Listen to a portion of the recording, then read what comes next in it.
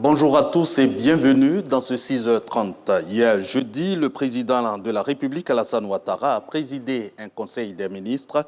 Mesure forte arrêtée lors de ce conseil, l'ordonnance relative à la lutte contre le blanchiment de capitaux, le financement et la prolifération des armes de destruction massive, ainsi que le projet de loi de ratification y afférent.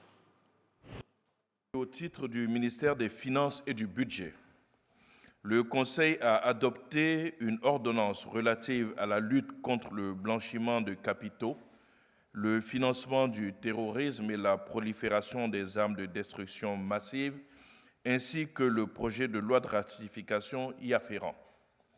Cette ordonnance introduit dans la législation nationale la loi uniforme à l'ensemble des États membres de l'UEMOA relative à la lutte contre le blanchiment des capitaux, le financement du terrorisme et la prolifération des armes de destruction massive.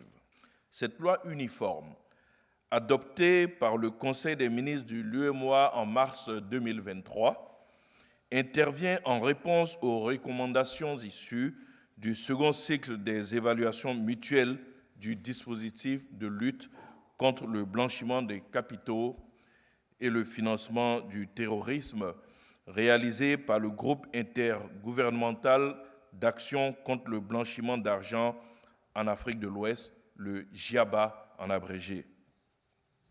Restons au palais présidentiel. Le président Alassane Ouattara y a reçu le président directeur général du consortium pétrolier et gazier ENI, l'italien Claudio Descalzi.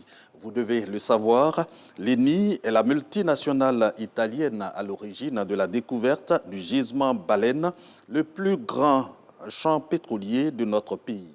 Le PDG d'ENI est allé informer le chef de l'État de l'entrée en production du gisement Baleine. On en sait plus avec Jérôme Kofi Abolin.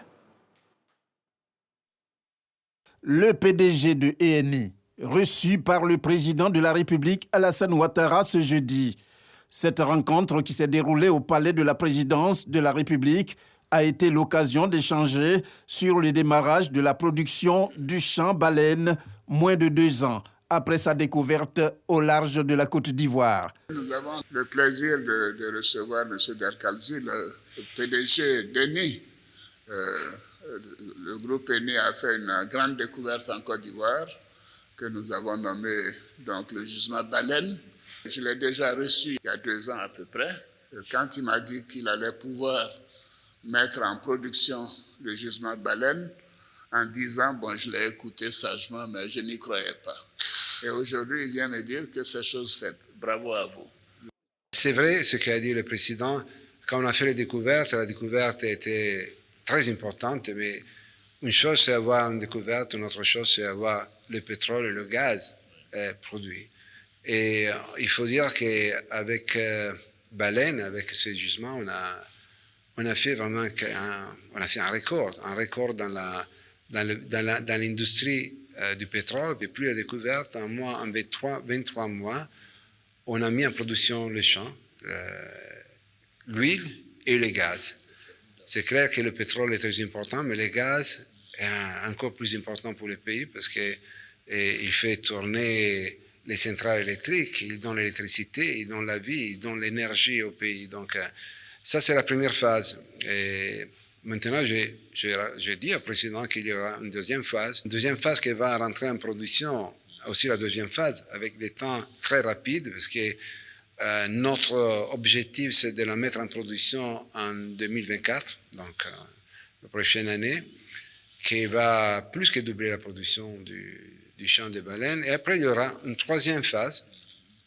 Ça sera un peu plus long parce que on parle de beaucoup de production. On parle à la fin d'une production tout mélanger, le brut et le gaz qui peut éteindre autour de 200 000 barils par jour. Donc, une production vraiment formidable parce qu'elle va mettre le pays dans les premiers producteurs d'Afrique. On est rentré dans un processus d'économie circulaire pour produire de l'huile végétale. Et on a parlé de la formation, donc un investissement vraiment important.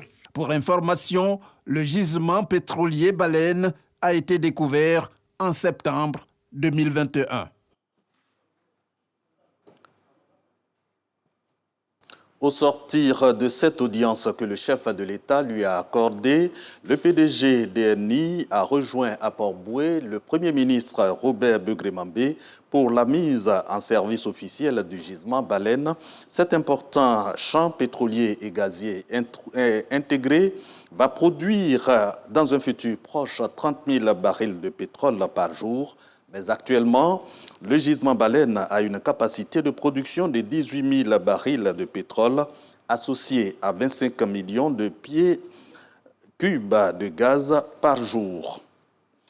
Dans l'actualité internationale, la trêve humanitaire de Gaza entre en vigueur dans moins d'une demi-heure, précisément à 7 heures ce vendredi 24 novembre. Les premiers otages, quant à eux, seront libérés dans l'après-midi. Annonce faite par le Qatar, négociateur principal dans la guerre Israël-Hamas. Fin de ce flash, l'info revient à 7 heures. Merci beaucoup.